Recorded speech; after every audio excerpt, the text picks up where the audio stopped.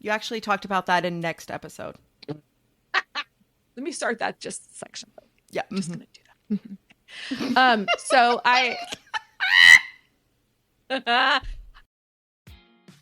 Yay, you're here. Welcome to How to Be a Grown-Up with CK and GK. Let's get started.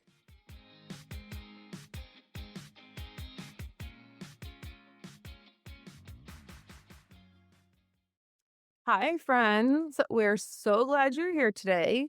Welcome to How to Be a Grown-Up. This is the how-to show for moms who have definitely messed up that teachable moment conversation. I have, so I'm writing this for myself. I'm Caitlin, and guess who is with today, you guys? It's Jenny. It's Jenny. It's my perfect sunflower. It's a Tuesday.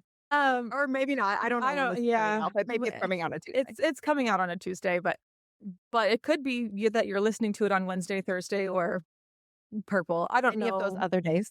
Right.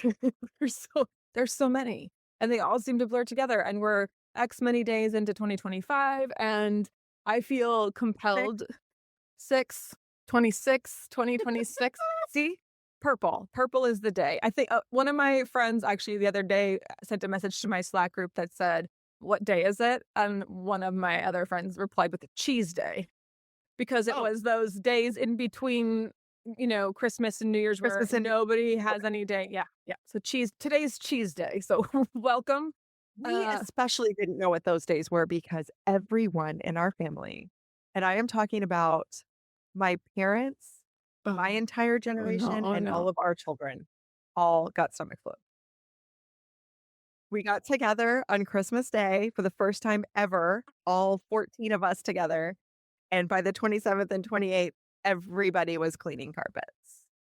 That's horrible. I've heard nightmare stories about whatever is going around between norovirus and super flu that's happening in winter 25, 26. Like, I'm so sorry you had to deal with that. Oh, it's totally fine. My carpet cleaner did die in the Great Stomach Flu of 2025. Oh, no. And my dear sweet husband said, "Oh, we can order one from Amazon." And I looked at him and said, No. We don't wait for this to get delivered. We're going to a store. Yeah. And we're buying it. We're buying it all. right. We're paying brick and mortar prices. Yes. Yeah, you can't. You got to get. Do you know you can buy a carpet cleaner at Home Depot? Yeah, I did know that. We had to dust the box off. The lady, when I asked, I was like, "I'm looking for rug shampooers." She's like, "I think they're in the back." Like, she didn't even know where they were. Oh, sweet baby. But we got one, and it's great. And you plugged it in and used it as soon as it came out of the box because you had to. Yeah. Oy, awful. Well, speaking of things that make you nauseous, I feel compelled to talk to you today about discussing recent and current events in our country with your kids. Nausea central. Yeah. But before we do that, I just want to make sure you're subscribed to this show. Have you hit follow yet? Have you hit subscribe? Have you done whatever the button tells you to do to make sure that you get notifications about new episodes from our show? If you haven't, take a moment to do that. Yes? Yes. Great. So here we go. Here are my goals for this episode for you. Okay. One, I want to normalize feeling overwhelmed by all of this. The 24-hour news cycle is dangerous for mental health, first of all, in my personal, non-professional opinion. Second of all, kids pick up on all of that. So we have to talk about explaining why talking with kids is so important. And my last goal I have is just setting ground rules about all of these conversations. So honesty, boundaries, and emotional safety, also known as honestry. That's the word. Honestry. That said, I am not a counselor. I'm not a psychologist. Neither is Jenny. We're not trained in best practices or trauma. But I pay for one. Yeah, that's true. Me too. I pay for myself and my family. So yeah. Oh my multiple. God. Right. 1, 2, 3, 7. All right. So, but we're not trained in best practices for trauma-informed support.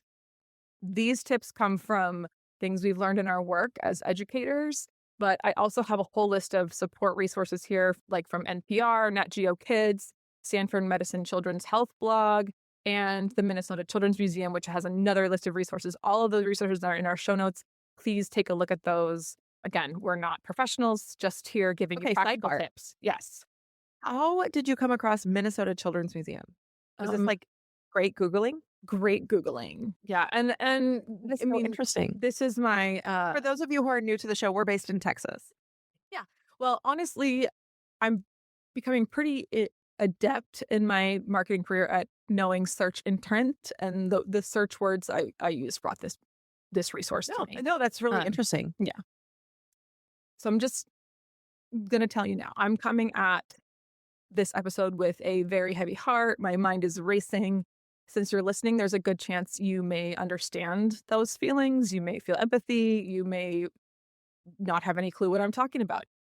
I am 1 degree away from someone who had a bomb scare at her school this week. Yeah, that's absolutely terrifying. Like this, Like I had her at my dinner table last night. yes, That's how close we are. yeah. AISD was sending out emails about those very threats coming to us this week. So there's a lot going on right now. And I've seen several posts on social media, and I even wrote one myself about how we're in the middle of one of the scariest experiences in our country, and life hasn't stopped, right? You still have laundry and lunches and vet visits and a broken freezer. And yes, I will tell you that story later on in this episode. But nothing about what's happening, waves arms emphatically around us is normal at all right now. So what is normal about anything right now is just however you're feeling about the news, about your life, about the life around your little, bubble. All of that is normal. And there's a really good chance that your kids are picking up on your feelings because they notice tension, they notice tone of voice, they notice headlines. Even if you're avoiding the topic at home, there are adults who are talking with their kids about it, or older siblings talking to Or younger other kids. siblings. Yes, Yeah. kids. So just even if adults avoid the topic, kids still know and find out. So today I'm offering you a few tips for how to have those conversations so that you can be the one who gives the information and gives the reassurance, which is so important right now. So here are some ground rules for these conversations. One is you don't have to have all the answers to have a good conversation with your kid. I know that because I moved from Colorado to Texas and started teaching Texas history and would get really good questions. And one of my favorite answers was, "That's a great question. I don't know the answer right now, but I would love it if you could tell me the answer tomorrow," and see what happens. Kids are capable of doing that for you, but you can still have the conversation.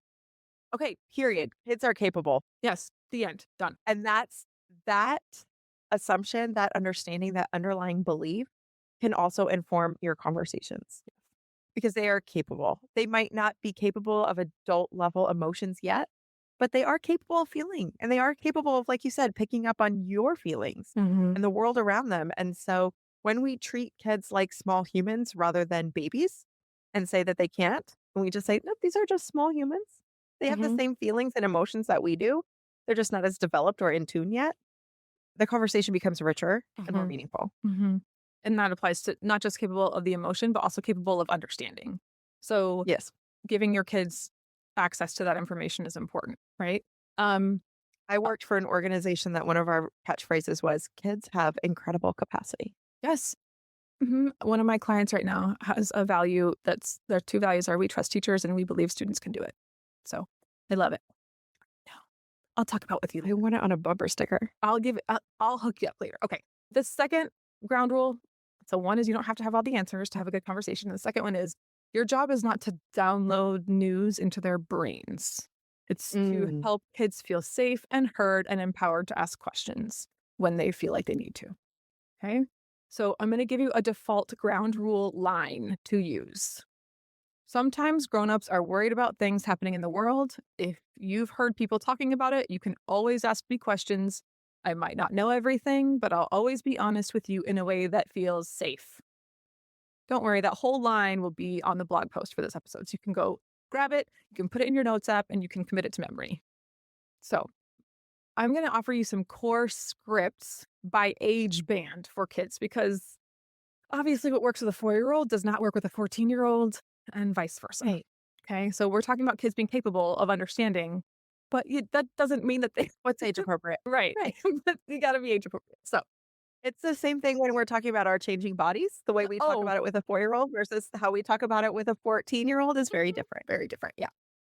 So my favorite thing in the whole wide world is a sentence frame because all I have to do is fill in the blank. So I'm giving you a bunch today. And that's actually going to be the point of my series on this topic moving forward is giving you sentence frames that you can actually use, practical tips so that you can turn around and have a conversation with your kid after this episode's over. Okay. So, And maybe your partner or your friends? right. Like, this sounds great.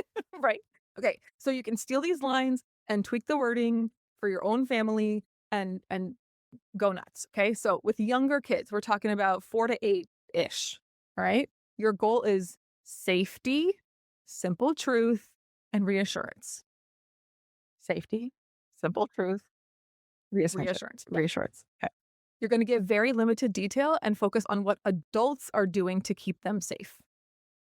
Love that. Okay. It So gives Mr. Rogers saying, look for the helpers.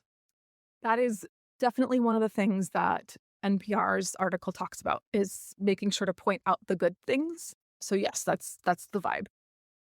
So here's a script for when they hear scary words. Okay. You might hear grown-ups talking about something upsetting on the news. It's not your job to fix it. That's a job for adults, and we're working on it. Love that.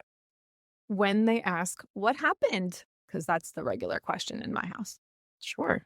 Something unfair is happening, and lots of adults are working hard to make it better. You are safe here with us. Mm. When Can someone they, say that to me? I know, and also maybe pet my head at the same time. Yeah. When they see protests or protesters, those people are gathering to tell leaders what they think is fair and unfair. That's something people are allowed to do when they care a lot about something. Oh my gosh. Okay. So the other day we are driving around town and there was a protest in front of a local coffee shop. Oh. And it was the workers of the coffee shop on strike. Yes. And it was such an interesting conversation to have with my teenage daughter and her friend in the car about the legality and like the implications of going on strike. Yes. And it wasn't politically charged at all. It didn't have to do with world events. We didn't even talk about what they were striking about. It was just the idea of like, no, these workers want the community and their employment to understand something. And it felt so great to have a civics conversation that wasn't charged or emotional. So if there's ways for you to weave those into your talk that's not reactive, but more of proactive, you can do that. Yeah. It was so interesting because we had someone else's child in the car. It's not our job to parent them No. or to give our political beliefs to that kid. So it was a very moderate conversation that we had.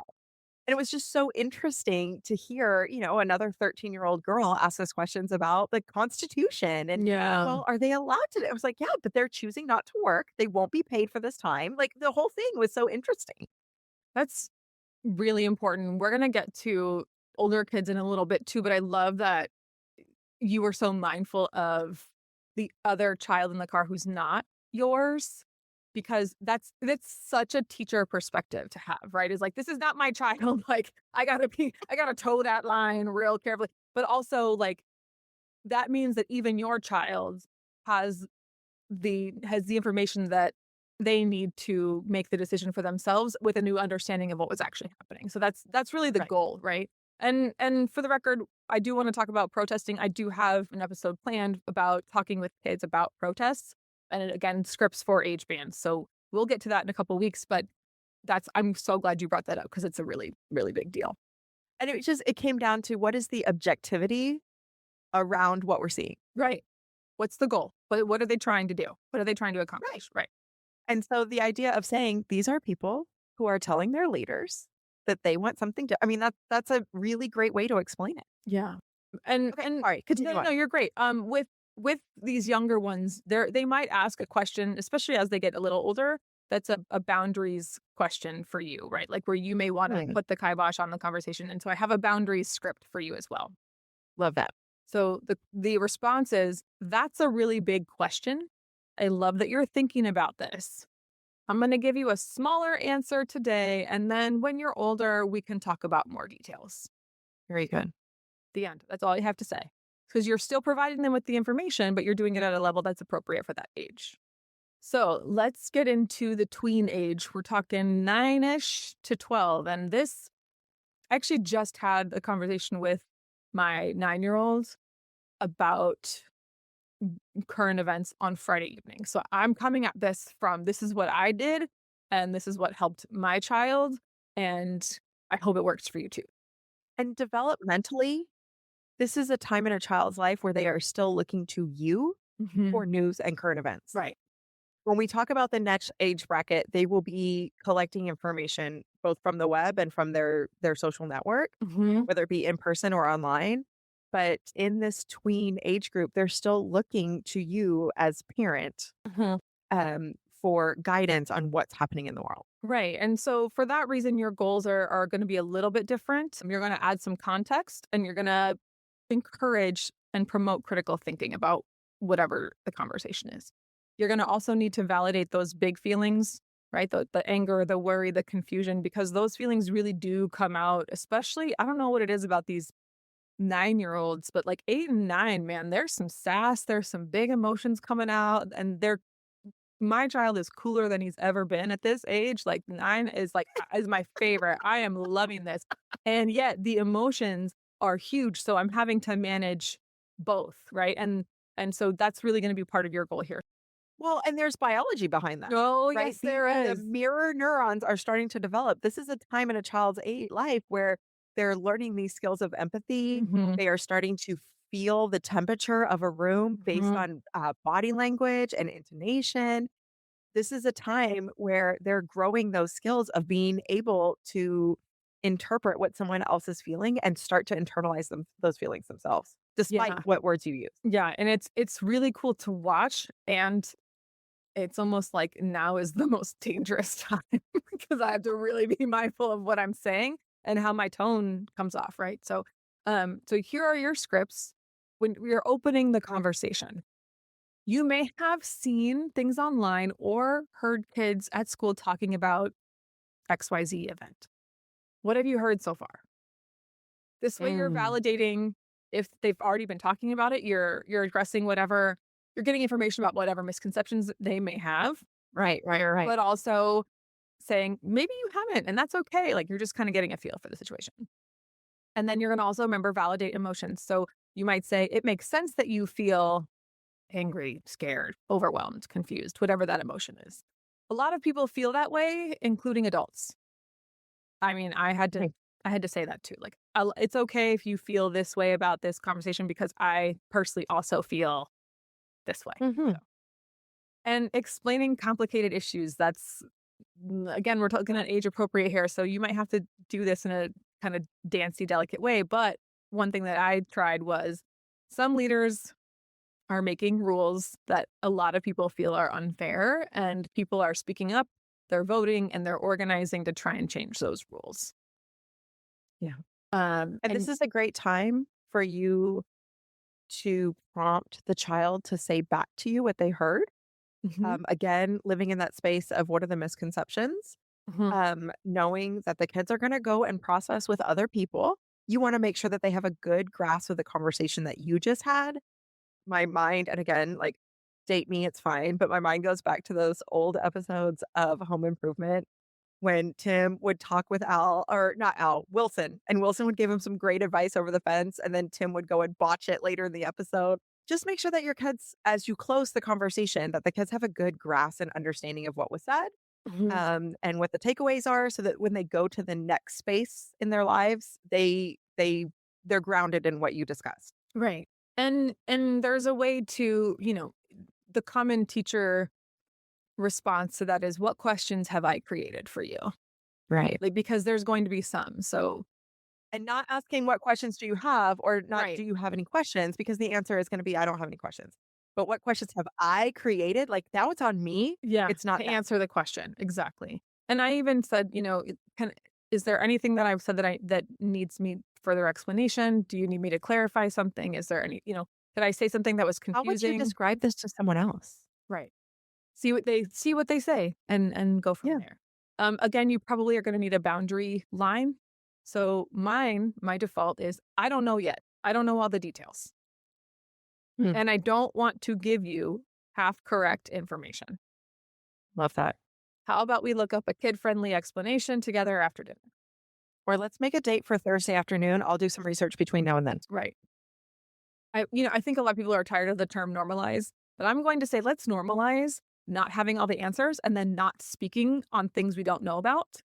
And better than normalize, let's model that. Right. So that's me doing that to the best I can. Right? Like, Right. show your kid it's okay. Right.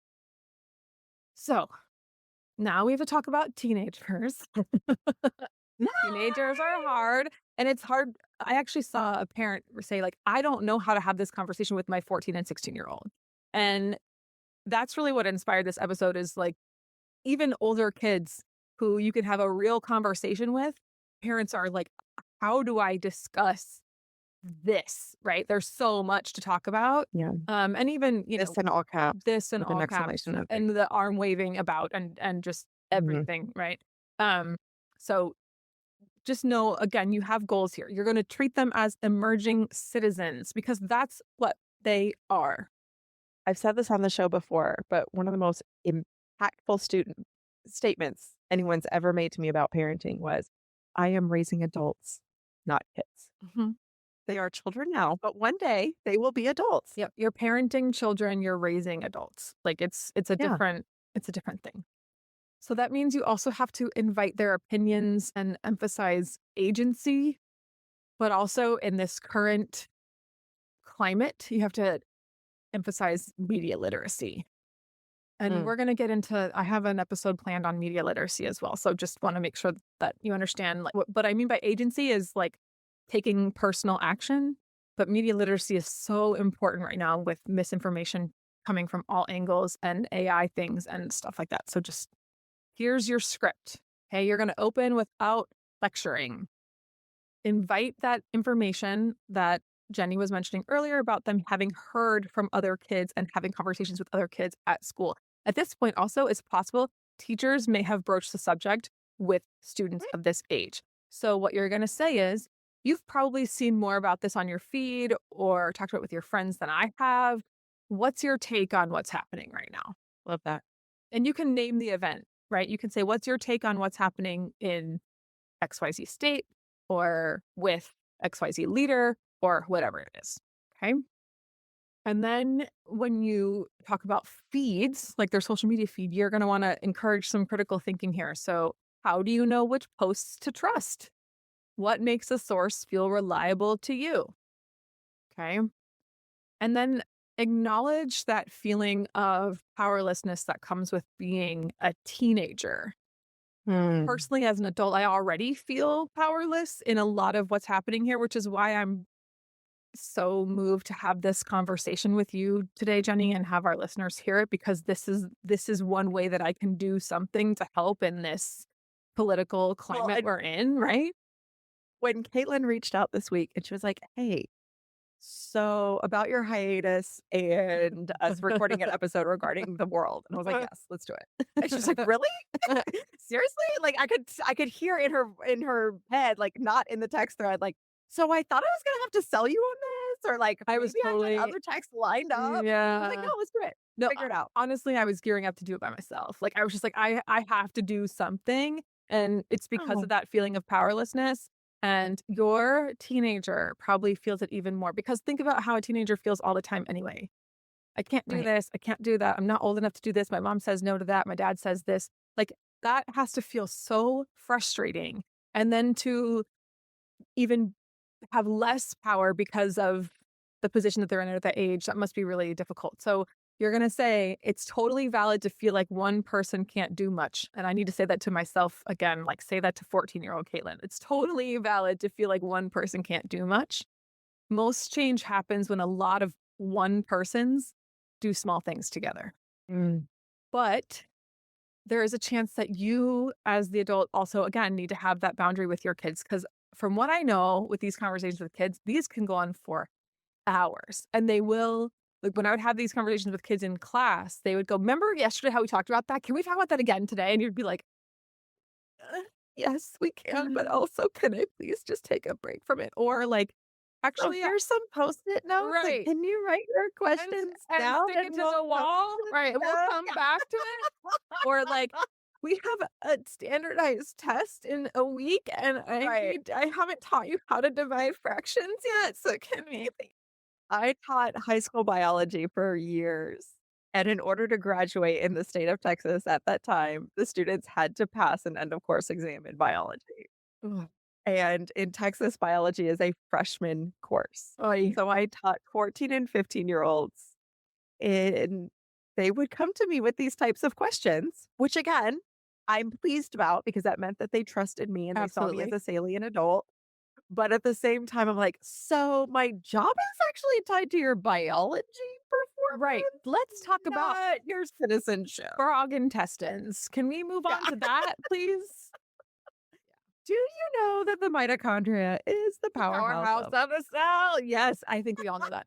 Everybody just did that with us. You know that, everybody? right? Yes, Yeah. yes. Yeah. And you know that Y equals Right. mx plus b. Right. So your boundary skip for your teenagers is I want to keep talking about this with you, but I'm really hitting my own emotional wall or I'm hitting my Mm. own emotional breaking point. Can we please take a break and come back to this tomorrow? They're probably going to want to talk about it tomorrow. But Yeah. can we please take a break and come back to this when I'm feeling more capable of doing so?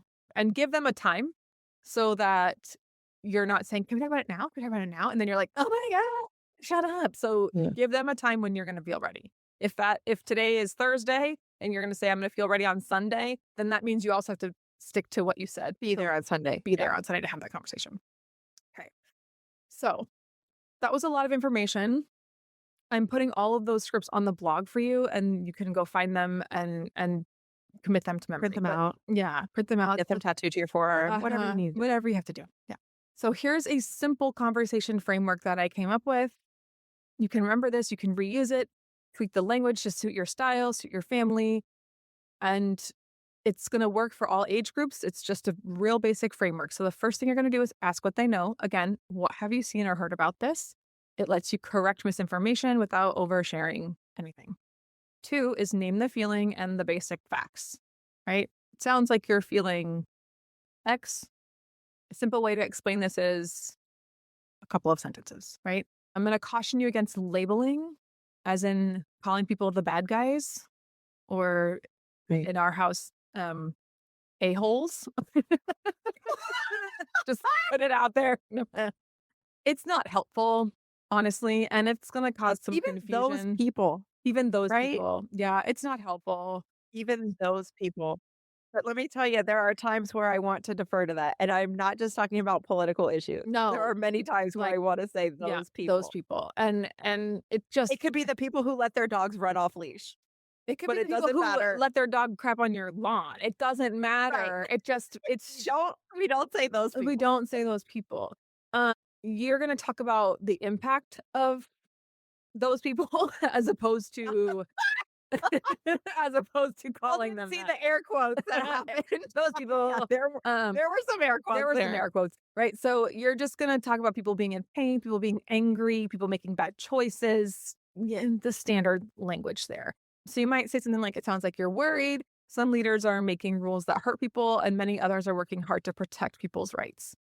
You know what I mean? No labeling there, just basic. And then you're And going we to, can always go back to that place of the ends can't justify the means. right. Right? Even it doesn't matter where you land on any spectrum, whether it be political or social or dogs off leash, doesn't matter. Right. When you talk about things, you can talk about how actions speak louder than words. And Mhm. sometimes people are making choices that overpower their statement or their Mhm. belief. Mhm. And whether you align with that belief or not, sometimes the action kind of negates whatever statement Whatever they're trying to make. saying. Yeah. Right. And that was the thing that was cool about the coffee shop protest or the strike was we got to say, like, I don't even know what they're striking against. No, I did, but I'm not going to bring that up. No. What I could say was, yeah, this is really peaceful. They're just out in front of they're not even in front of the doors. They're still letting people go in and get coffee. They're just very visible. Right. The ends cannot justify the means. Here, they were very above board in the way that they were sending their message. Totally. And then, so you're going to ask what they know. You're going to name the feeling and basic facts. And the third thing you're going to do is offer safety plus one action. So you might say, Ooh, here's okay. what our family is doing about it. Maybe you're making donations. Maybe you're making phone calls. Maybe you're learning more. That is an action, by the way. Helping your neighbors. And here's how you can help if you want to.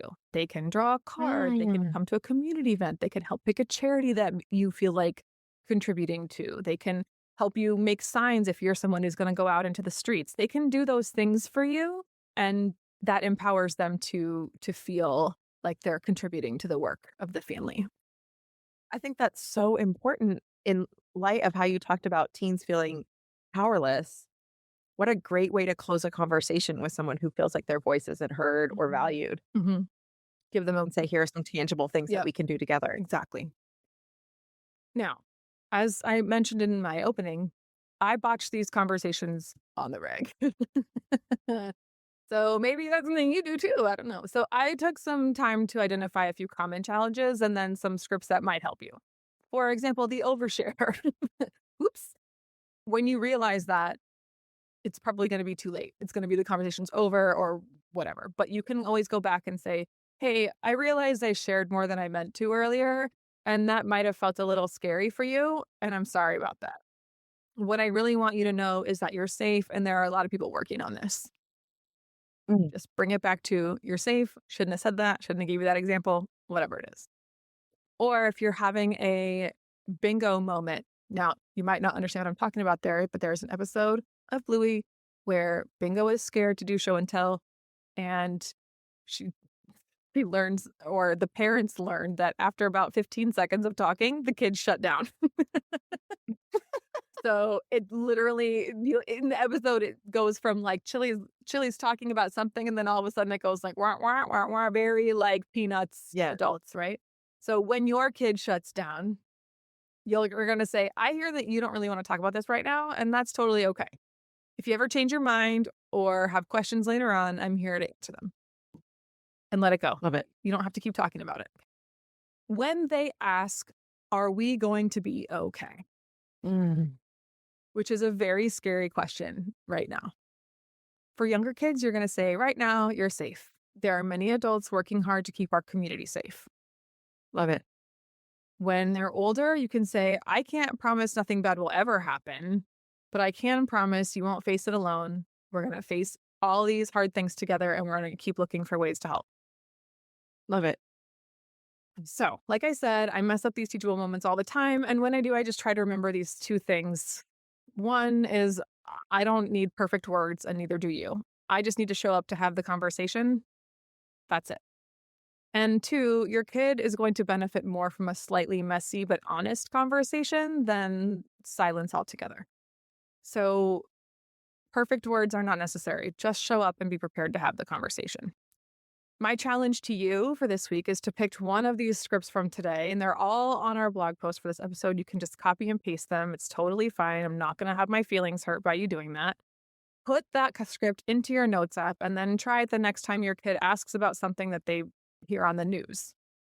Then I'd love to know how it went. Good or bad or ugly or anything. I'd love to know about that. So you could shoot me a DM at I'm usually on Instagram or Threads, or you can hit me with an email and we'll read a few anonymously in a future episode. Would love to know how it goes for you. Next up, in our next episode, I'm going to be talking to you guys about kids and political disagreements inside the fam. Ooh. That's what's coming. So subscribe now so you're not missing it, and we'll be right back. All right.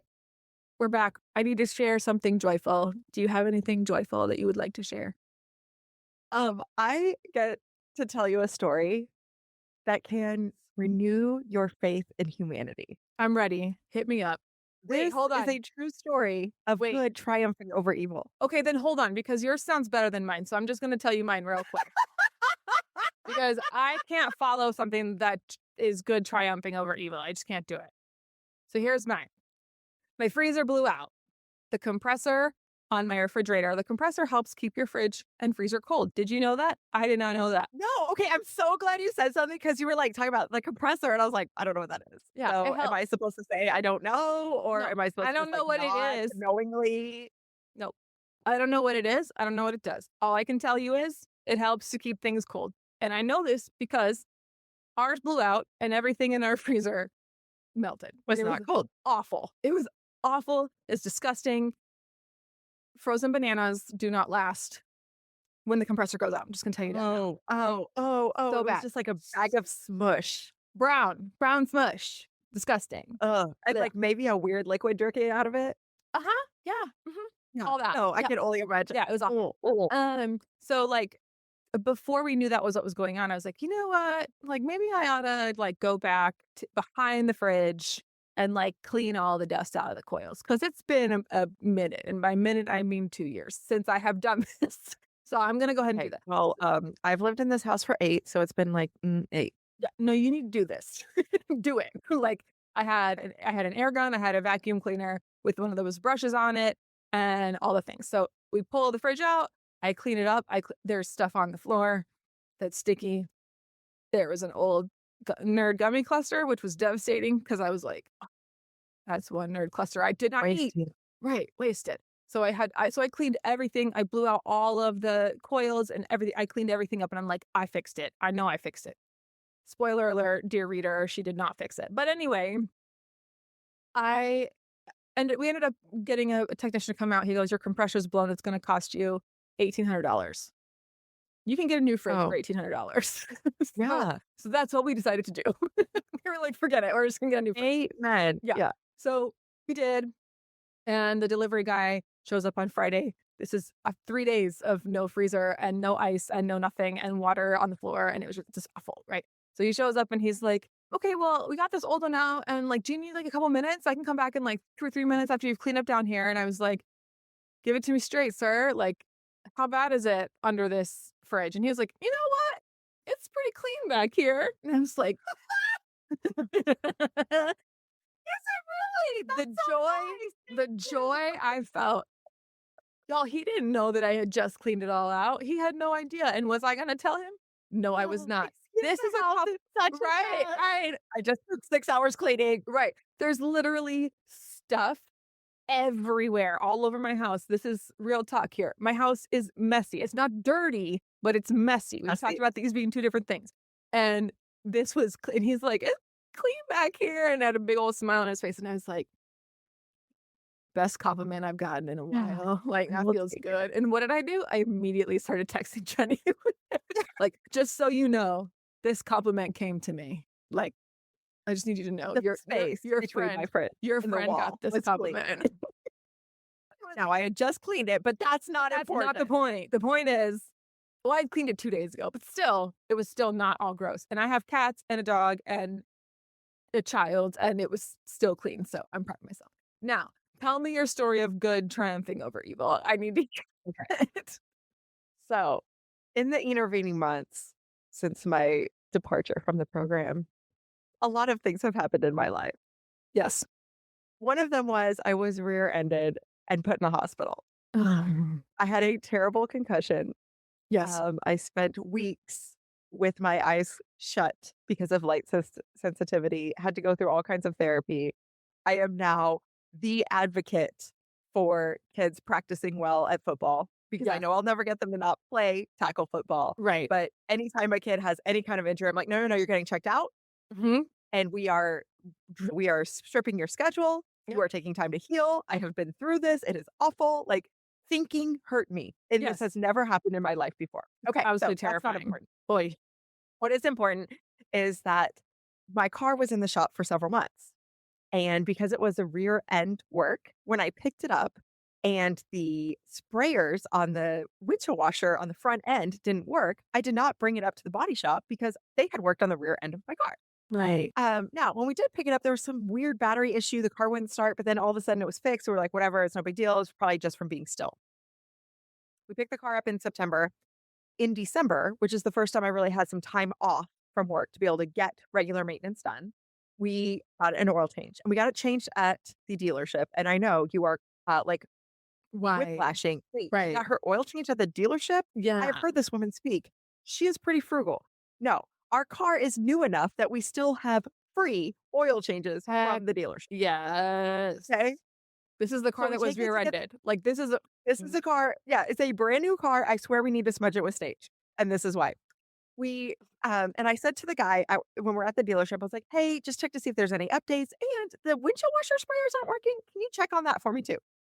So we're out running around and we get a video message from the dealership. oh, dear.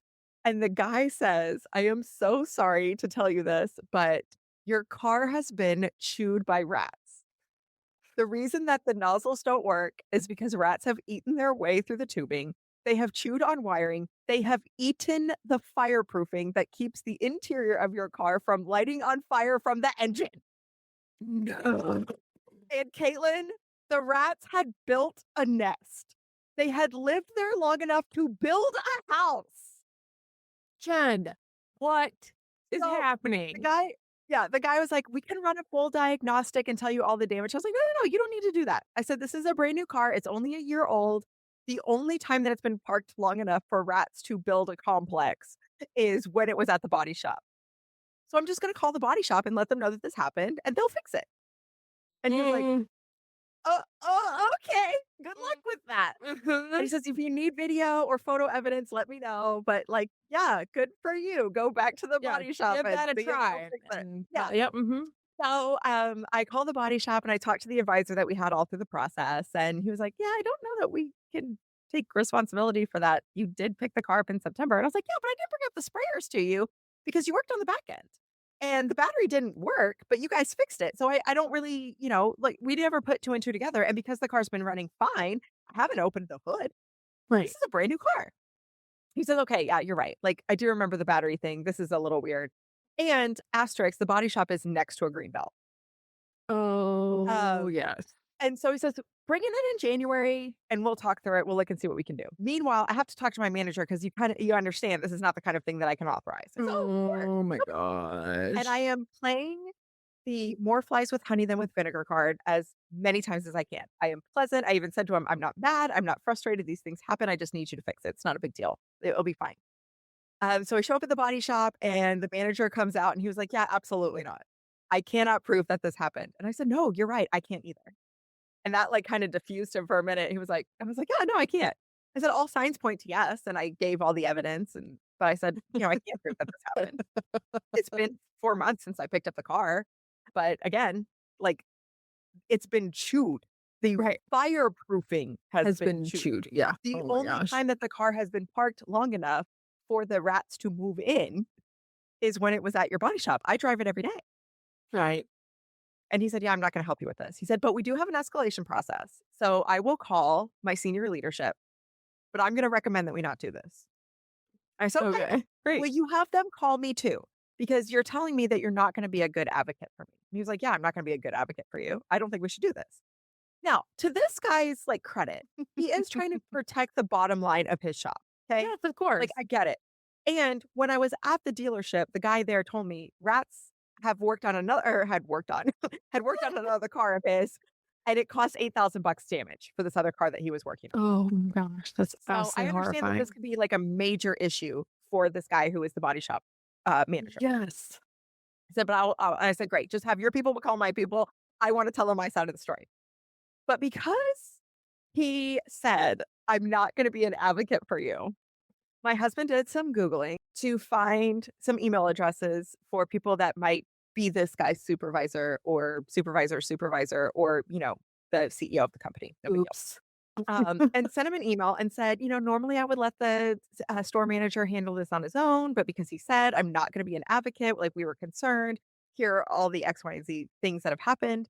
Within hours, he gets a call from the VP of operations for the state with the first words being, "I'm so sorry." And the last words being, "Not only will we fix it, we will bring it to the dealership and have them inspect it to make sure we have fixed everything that has been broken." And it just felt so good that December Jenny was validated. I truly believed that the body shop would fix this. And my husband looks at me like, Jen, you are so naive. The world doesn't work that way. No, But it you know doesn't. what? Sometimes it does. Well, Sometimes there are people out there who care about their relationships with customers and understand that even though there's no proof that something happened, it's pretty likely that it did. And they right, will take responsibility. right. Like even oh my gosh, like circumstantial true crime cases are Yes. still like you could still Yes. prosecute them. Like people get convicted for Very less. Like, circumstantial. there are circumstantial no body cases all the time, and people Yeah. still And prosecute the them guy and was go like, to "We jail. don't have Like a rat problem. We don't have a rat problem. This Dodge pickup that's been in our driveway for 3 years doesn't have rat damage." I said, I'm not saying you have a rat problem. I'm saying there was one time a rat that moved into my car, and it just happened to happen here." um that to that sounds to me like a rat problem. like like if the one rat is too many rats, it sounds like a rat problem. I'm just gonna Well, put that and when out they there. were talking to John about what they were gonna do, the operations VP said, "Well, and one of the things that we'll do is we'll park it inside and we'll put some bait out." And I was like, "That's so cute, but guys, I've been driving this car since September. Whatever rat did this damage is either barbecued or moved out." Right. Like I think we're good. It's nice that you're baiting the rats, but they're gone. But also this might be an indication to that body shop that like it's not their fault. Like if they're parking it outside, as Right. many of them do, and it's right off a green belt, Course. like it's gonna have. So Just maybe move like the car every day. move the car, right? Just move, just start it Just up, fire it up and move it to the another spot. Yeah. right? That's all you have to Or do, pull it up and then park it. right? And just have it be part of your routine that you Drive move one, every car every day. just drive it around the block one time. Like but you have to do something so it doesn't just sit there cold. But also, what is in the car that makes rats want to eat it? Because if this I don't pickup know. didn't get eaten, then there must be something else in it that they didn't like. And it was the weirdest thing because, again, I hadn't even lifted the hood when the dealership told us there were all these problems. I was like, I'm not messing with it. I am leaving it as it is. Your mechanic I don't skills are want not to being pick around. employed. Yeah. And so, like, the ground wire for the battery had been eaten. Multiple tubes you could see had been eaten. But the thing that was Ew. like eye opening to me was I have never looked at a car for fireproofing, but now that it was on my mind, I could see along the back wall of the engine block where the, I'm guessing, Kevlar product had been chewed in a pattern. Mm. And it's like, that is how the fire could enter the cabin of this car. Like if you had gotten hit again on Right. the front this time, where the engine Uh-huh. is, and it caught fire, that could have been Uh-huh. so scary. And also, you do Oh. need to sage the Yes. mess out of this car. Like Yeah. smudge. Where are the Austin witches? Can they smudge this car, please? Like, can we? I had Where a are friend say, y'all? like, find a shaman now. Right. Oh my word. Well, I'm glad the rats are out of your car, and I'm glad that someone's fixing it. How long until it's done? Do you know? They're supposed to have it inspected this week, so Okay. I should be getting it back soon. And they did give us a rental in the intervening time. Okay. I bet they So did. it was a lovely experience. Yeah. And because it was so great, should you reach out and you're looking for a great body shop, I am happy to use the name. I'm not going to say it on air. No, but let us They're not compensating us. No, DM us Send and us a DM. yeah, I'll let and you know who you yeah, wanna and send your Jen will car let you to. know. And they're not mad at you? The body shop's not mad at you? Oh, well, the original advisor was the one who picked up my husband to go get the rental. I was like, "Man, that must have been awkward." He was like, "No, he was great." Because he was the one from the beginning who was like, "Yeah, I guess after the battery thing, yeah, I feel like we should pick this up. I need to talk to my boss, but makes sense." And so he says to John, "Man, that rat really did a number on your car." He's like, "Yep, that's why we brought it back. If it had Mhm. just been one wire, we would have fixed it Oh ourselves." my gosh. Y'all, oh, on that note, I can't. I can't. Well, rats are gross. They eat car parts. And Yeah. this is rough. And they build their homes inside the engine block. Yuck. But let me guess, I don't think they can do it in one night. No, probably no. This isn't Charlotte's Web. Rome wasn't built in a day. Neither was that rat's nest. Like, All right, y'all. I know that there's a lot going on in your world, and it doesn't matter in what time of the season you are listening to this episode. I'm sure there's a lot going on in your world, but you can talk about it with your kids. You can do it. Mm-hmm. Just make good choices. Love you, mean it. Bye, guys. Bye.